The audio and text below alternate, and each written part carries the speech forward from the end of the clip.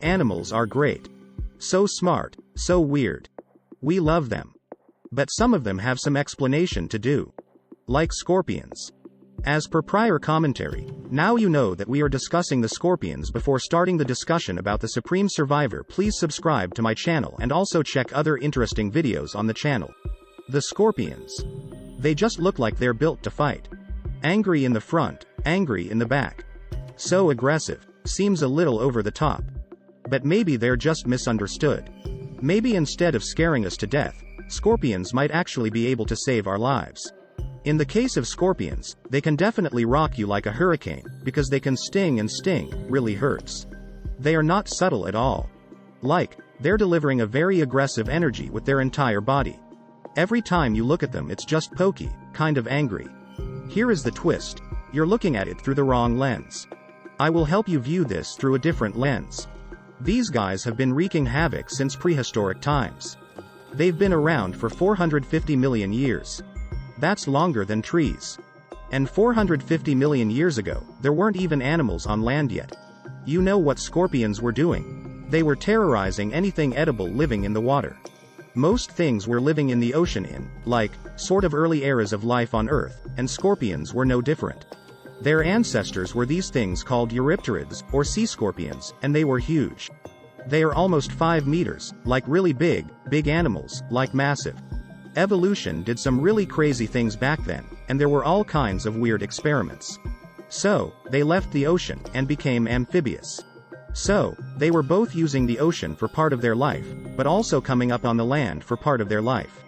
And some of the earliest evidence we have for that is there's these trackways, so scorpion footprints alongside ancient riverbeds. So, they left their tracks in the mud of these rivers, and they were coming up on land to hunt spawning fish. They were sort of like the version of grizzlies today, eating the ancestors of salmon back then, so kind of doing what grizzlies do. Thankfully, evolution took scorpions down a notch. 450 million years later, most scorpions can now fit in the palm of your hand. But the crazy thing is that scorpions' basic body plan really hasn't changed. They still look like bizarro lobsters with claws up front, stinger in the back. They even still breathe the same way they did back when they lived in water. They use these organs called book lungs that are essentially gills, they've just moved inside the body. And it turns out this is a pretty solid body plan, because scorpions just keep existing. 443 million years ago, they survived a mass extinction that wiped out around 85% of life on Earth. They rode out multiple ice ages, new predators, and that asteroid that killed the dinosaurs. Nothing phases them. And now there are nearly 3,000 scorpion species on Earth and counting. And not just in the desert. They live in tropical rainforests, savannas, the Himalayas, basically every part of Earth that's not frozen for most of the year. They've been really successful both in terms of, like, long scale, deep evolutionary time, but also in terms of where they live on the world, because they live basically everywhere. If you want to know about ecology and evolution, scorpions are a pretty good place to start. Scorpion scientists go out at night, usually on a moonless night, because that's when scorpion activity is the highest. Their activity is reversely correlated with the moon. Because the moon's just a sun mirror, and they don't want to be seen, because they want to be, like, secretive and hunting like stealthy predators, and also mostly not getting eaten is the main thing. They come out on moonless nights and they're usually just out in their habitat doing their scorpion things, like looking for mates, looking for food, hanging out, drinking water, you know, whatever. It's actually easier than it sounds to look for scorpions on a moonless night because they have these fluorescent compounds in their exoskeletons, and they glow under UV light. No one's quite sure why. It might be because seeing their own glow tells them when they're out exposed, and they can go into hiding. Scientists still really haven't figured this out. Either way, it's how scientists can easily find them. When you spot a scorpion, it's usually from pretty far away because they fluoresce really bright, and it looks like toxic sludge green. It's just like a totally unnatural color in the environment. After scientists catch a scorpion, they stick it in a container and takes it back to the lab. Now, chances are if you know one thing about scorpions, it's that they have a giant tail full of venom. But the vast majority of scorpions are not going to kill a human. But they will hurt you. Getting stung by scorpion, it's like the tiniest of pricks in your finger, like getting pricked with a thumbtack. And yet it makes your brain think that, like, you just got smashed with a sledgehammer or, like, electrocuted or some really terrible thing happened to you. Your brain's not just being dramatic here. Scorpion venom is perfectly evolved to make nervous systems go haywire. It has these protein segments called peptides that mess with the way that your nerves signal your brain. They're a kind of neurotoxin. They basically set off all these signals so that your brain starts screaming at you even if there's no actual emergency. Wait, what kind of volume of liquid is being put in? We're talking about a drop, one drop of liquid. The thing is, in that drop, scorpions don't just deliver one type of venom. Something like a black widow spider just has a handful of chemicals in its venom. But scorpions deliver a whole cocktail of venom chemistry. They have something like 250 unique components in their venom, perfectly concocted to mess you up no matter what kind of creature you are. Some neurotoxins in that cocktail have evolved for defense. They target the nervous systems of mammals, which are scorpions' main predators.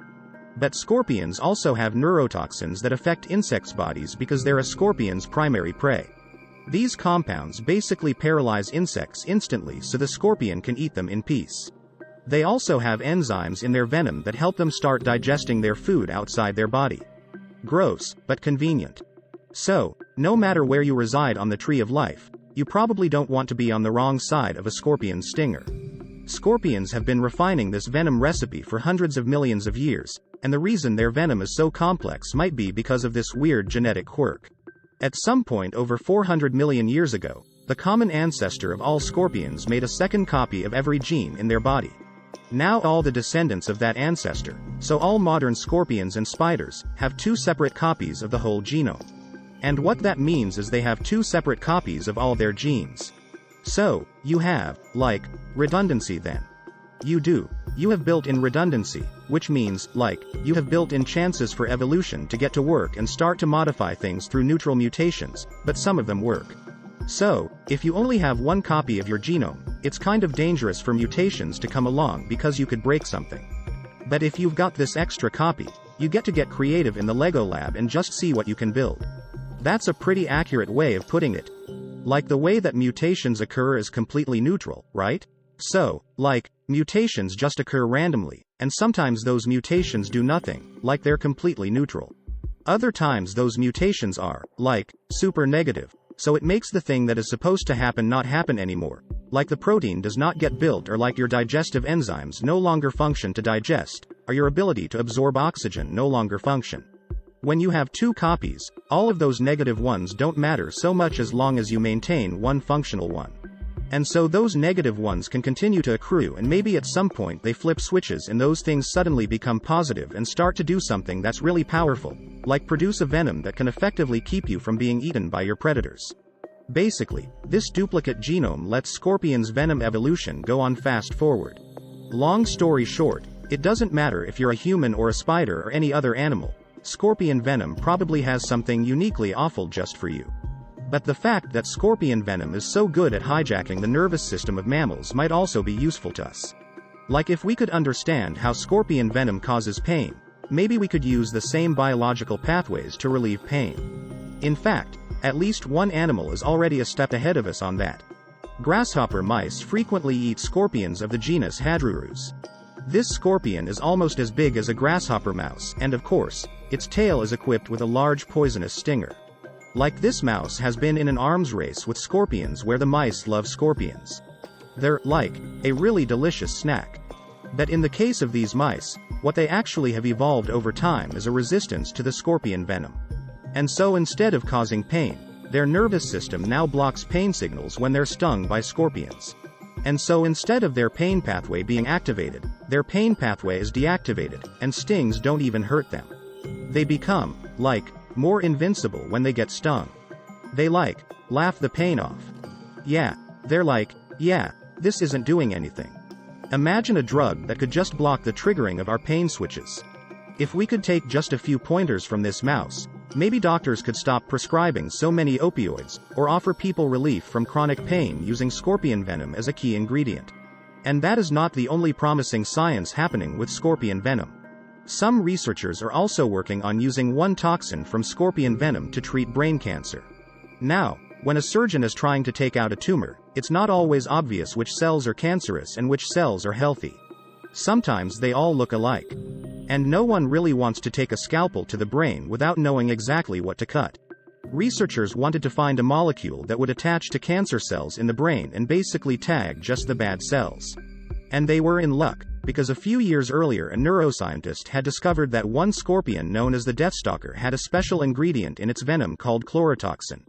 Chlorotoxin is harmless to humans, but it binds to a type of cancerous brain cell and leaves regular cells alone. This team of scientists was like, well, this sounds like a great idea, because suddenly maybe we could use this to treat brain cancer. The idea that they came up with was converting these molecules into a kind of micro-paint, like molecular paint. But first they needed to get their hands on some chlorotoxin. Turns out it's hilariously difficult to milk a deadly scorpion, so they decided to make a synthetic version. They attached the fluorescent dye to it and sure enough, it lights brain tumors right up. You could see the tumors. So, you could see it like actually painted it with a UV dye. So similar to how scorpions fluoresce, just coincidentally. They made a tumor paint out of scorpion venom. And now this deadly scorpion is kind of a lifesaver instead.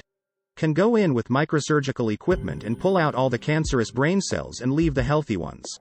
So, like really minimizing side effects. Minimizing side effects, minimizing the damage to the healthy brain, and hopefully helping both the mice and, well, now people, because it's moved on to human clinical trials that have been super successful, helping them minimize the damage to their brain following a brain cancer event. After 450 million years on this planet, scorpions have come up with some pretty amazing venom. They'll still be happy to stick with it and make you suffer, but they might also help prevent a lot of suffering in the future. I have a much healthier respect for scorpions. I hope you too. If you find this video interesting, please subscribe to my channel and comment your feedback.